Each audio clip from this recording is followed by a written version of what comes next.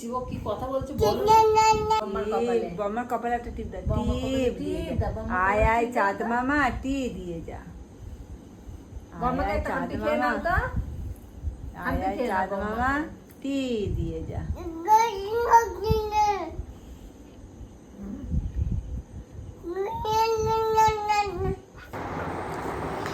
এবার খেলতে বেরিয়েছে দিদুনের বাড়ি এসে দাদা দিদির সাথে, কিন্তু সাইকেল চড়তেই ব্যস্ত।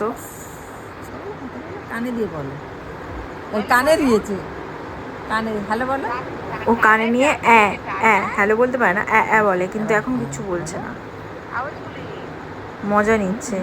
চুপ করেছিল। ওই দিক দিয়ে হ্যালো হ্যালো বলছে তো, সেটার মজা নিচ্ছে, ও কোনো কথা না বলে। বৌদি কি বলছে, বৌদি কি বলছে? পাশের বাড়ি দাদা দিদিরা খেলতে চলে এসছে ওর সাথে।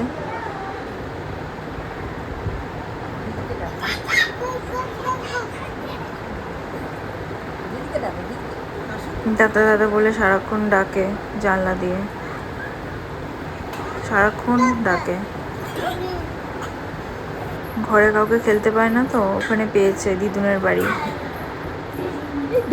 ও দিদিদের মধ্যে দাদার মধ্যে কম্পিটিশন হয়, কে বনুকে নেবে, বনু কাকে বেশি ভালোবাসে।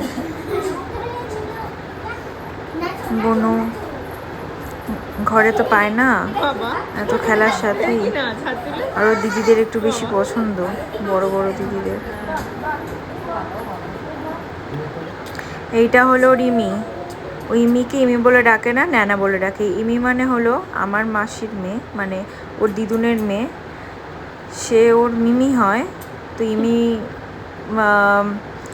ডাকার কথা, তো মিমি ডাকে, যাই হোক এই ন্যানা ডাকে, যাই হোক। আবার খেলতে গেছে, কিন্তু খেলার ফিল্ডে গিয়ে ও শুধু সাইকেলই চালায় ওদের সাথে। দিদিরা এখন ওখানেই ব্যস্ত।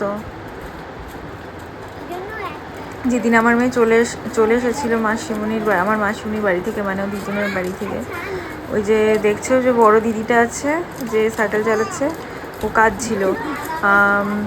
আমাকেও খালি জিজ্ঞেস করছিল যে বনু চলে যাচ্ছে, আমরা বনুকে দেখতে পাবো না। বেচারা বনু তো বিন্দাস আছে, ওর কোনো অসুবিধা নেই। ও জানে না ঘরে গিয়ে আবার বন্দি হতে চলেছে, তাই মনের ইচ্ছা মতো সাইকেল চড়ছে। ও একটু বড় হলে ও তখন এগুলো বুঝবে, আর আবার দিদুনের বাড়ি যাবে, আবার ওদের সাথে দেখা করবে। চলে আয় বাবা বলে চড়েনি না, আয় চলে নাম বলে না, না বলে দিল।